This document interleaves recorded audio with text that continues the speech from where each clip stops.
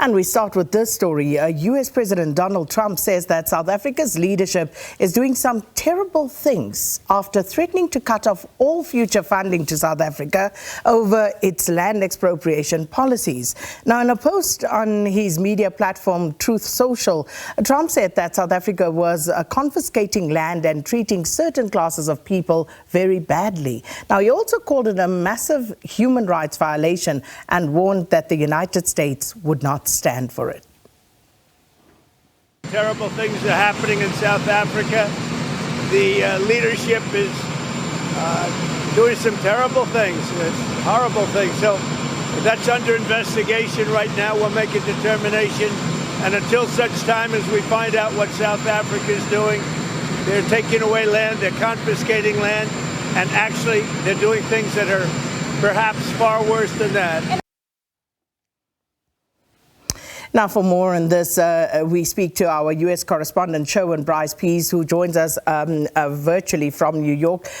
Sherwin, good morning. South Africa now in the sights of President Trump.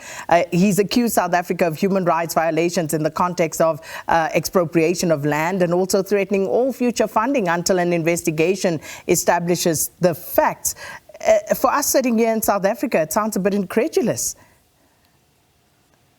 Welcome to the Trump vortex, Sakina. Essentially, South Africa shouldn't feel too special by being mentioned here in a Truth Social post because you are in very good company. Ask the Canadians, ask the Mexicans, ask the Panamanians, ask the European Union. I mean, you mention a country where the foe or friend of the United States, Donald Trump, is fighting tough since his inauguration. And South Africa now has been castigated in this Truth Social post. And of course, the subsequent remarks that he's made on television. South Africa is confiscating land, he says, and treating certain classes of people very badly. It's a bad situation that the radical left media doesn't even want to mention. A massive human rights violation at a minimum. It's happening for all to see. The United States won't stand for it. We will act. Also, I will be cutting all future funding to South Africa until a full investigation of the situation is completed. And remember, Sakina, this kind of language comes in a broader context in terms of Republican members of the House of Representatives and the Senate that have identified South Africa. They have South Africa in their sights. There was legislation passed in the last Congress seeking to review the bilateral relationship between the United States and South Africa based on certain South African foreign policy positions, in particular Russia, in particular Israel, the relationship with Israel as it pertains to the Palestinian cause, the war in Gaza, the efforts at the ICJ. So, very much a concern right now is to watch the Rand, watch how the Rand responds here, but also additional pressure in terms of the broader picture stuff, in terms of South Africa's readmission into AGOA, which is up for a renewal in October or September this year. So there is a lot at play. And don't forget, we recently spoke to South Africa's ambassador to Washington, Ibrahim Rasool, and he conceded, Sakina, that this was one of the most difficult assignments that he's taken on behalf of South Africa in his career. And this, I think, this post from Donald Trump today and the subsequent remarks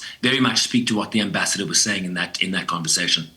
So, Sherwin, what does this mean practically? Given what Donald Trump has said, does this mean that the funding, for example, is immediately stopped, or is this just a signal of what is to come?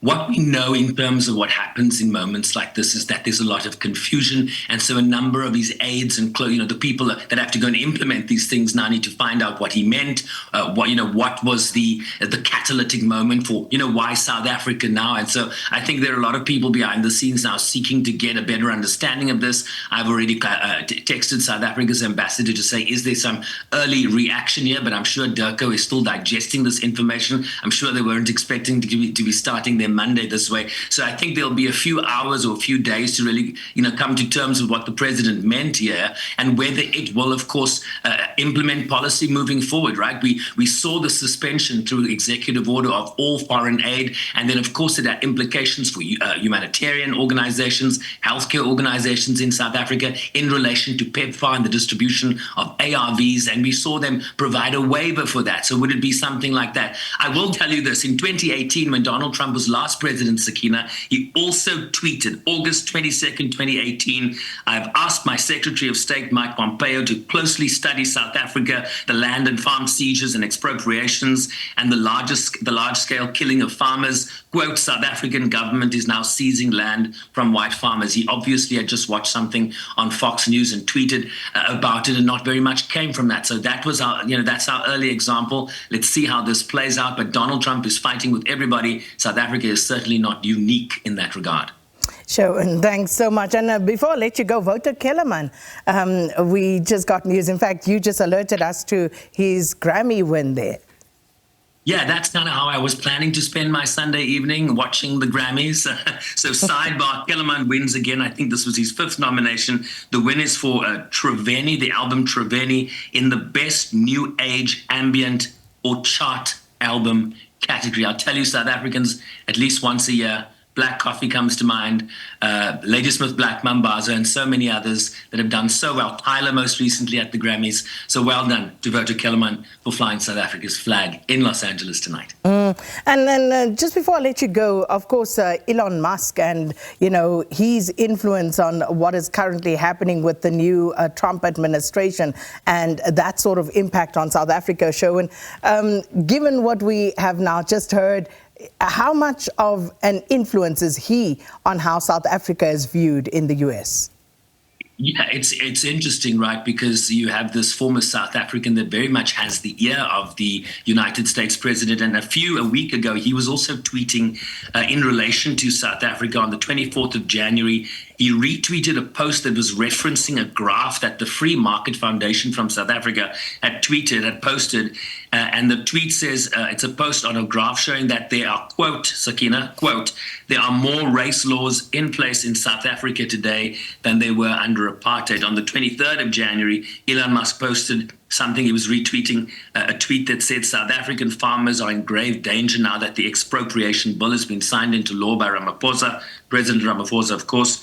Land can now be confiscated with no compensation if it is deemed to be for public purpose or in the public interest. South Africa steadily becomes communist. This is a tweet that Elon Musk was retweeting or reposting on X.